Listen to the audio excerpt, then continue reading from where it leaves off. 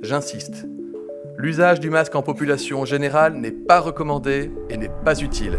Il y a quelques mois, la plupart des experts et politiques décourageaient le port du masque en rue. La distanciation physique est nécessaire et le port du masque en rue n'est pas nécessaire.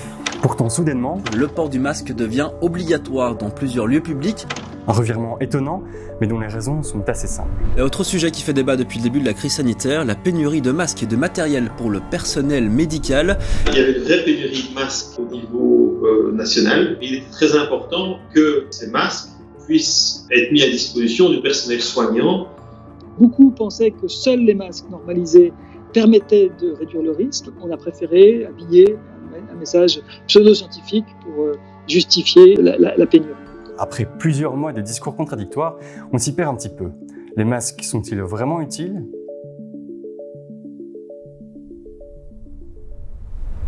Pour comprendre comment se protéger d'un virus, il faut d'abord comprendre comment ce virus se transmet. En général, il y a 3 options. Premièrement, à travers des gouttelettes de salive. Quand on parle, on émet des petites gouttelettes, des potions qui sont projetées dans notre environnement. Ces gouttelettes transportent une dose de virus, et celui-ci peut contaminer d'autres personnes en atterrissant sur leur visage, car il entre dans l'organisme via le nez, la bouche ou les yeux. La deuxième option, c'est à travers une surface intermédiaire, où le virus peut survivre jusqu'à plusieurs heures. Le risque est alors qu'en touchant cette même surface, on récupère le virus sur nos mains et qu'on se l'introduise dans l'organisme en se touchant le visage. Au début de l'épidémie, une partie des scientifiques pensaient que le nouveau coronavirus se transmettait de ces 2 façons. On a donc imposé la distanciation sociale et recommandé de se laver les mains régulièrement. Si la transmission était uniquement par petites gouttelettes qui retombent par la gravité, il suffisait d'une certaine distance physique entre nous pour ne pas risquer d'un contact d'avoir une transmission du virus. Le problème, c'est qu'aujourd'hui, des études montrent que le virus se transmet également d'une 3e façon. On a de plus en plus aujourd'hui de connaissances sur les modes de transmission de ce coronavirus et en particulier, on craint de plus en plus qu'il y ait une transmission par aérosol. On sait désormais que le virus se transmet également via de petites gouttelettes microscopiques qui flottent dans l'air et se répandent beaucoup plus loin que de simples postillons. Le risque de contamination est alors beaucoup plus grand, même en maintenant des distances de sécurité. Résumons. Si dans un premier temps, le masque n'était pas considéré comme indispensable, il y a aujourd'hui un consensus scientifique très large sur son efficacité dans certaines situations. Sur le plan scientifique, le grand danger est essentiellement les milieux clos intérieurs. En revanche, dans tous les autres endroits, il n'y a pas de légitimation scientifique à mettre un masque. Et voilà le nœud du problème. Car s'il y a un consensus sur l'efficacité du masque en intérieur, en termes purement scientifiques, il n'y a pas vraiment de preuve de son efficacité en extérieur. Ça ne veut pas dire qu'il ne sert à rien, mais le débat est plus compliqué. Dans les espaces publics, on considère que le masque a une efficacité pour empêcher la transmission lorsque des personnes sont très proches les unes des autres. Mais c'est vrai que dès le moment où on est dans des espaces plus ouverts, où il y a moins de personnes, on peut se poser la question de l'utilité. Et là, c'est essentiellement, je dirais, des raisons de facilité de mise en œuvre réglementaire qui ont été prises en compte.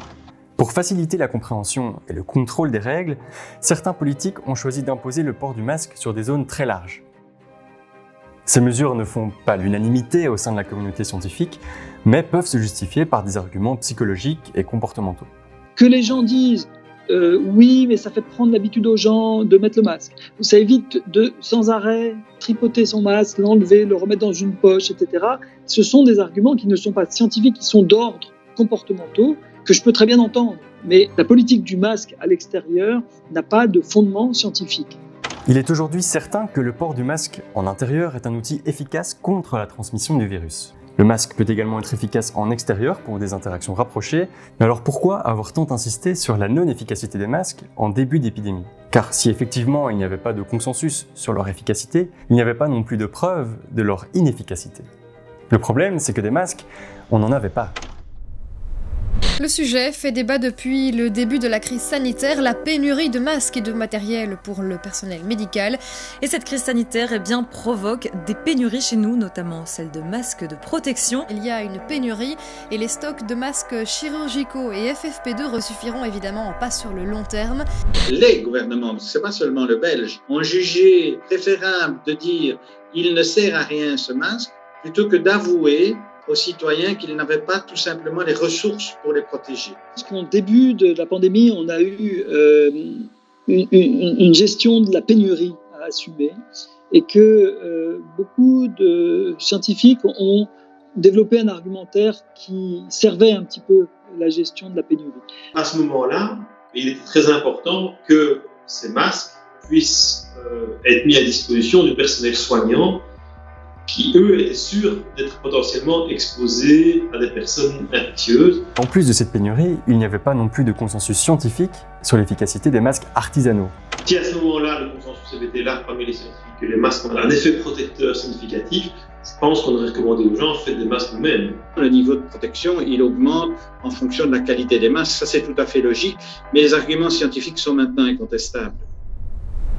C'est un soulagement pour tous les soignants. 5 millions de masques en provenance de Chine sont enfin arrivés cette nuit à l'aéroport de Liège.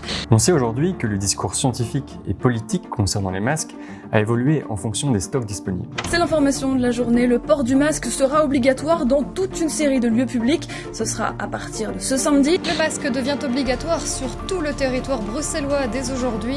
Si le consensus scientifique n'était effectivement pas large au début de l'épidémie, les données récoltées depuis démontrent l'efficacité des masques, même artisanaux, dans des milieux fermés et dans une certaine mesure à l'extérieur. Mais la confusion du début de l'épidémie et les discours contradictoires perturbent l'opinion publique et sèment le doute auprès d'une partie de la population. Et alors que la menace silencieuse du virus est toujours bien présente en Europe, les opposants au port du masque, eux, se font de plus en plus entendre.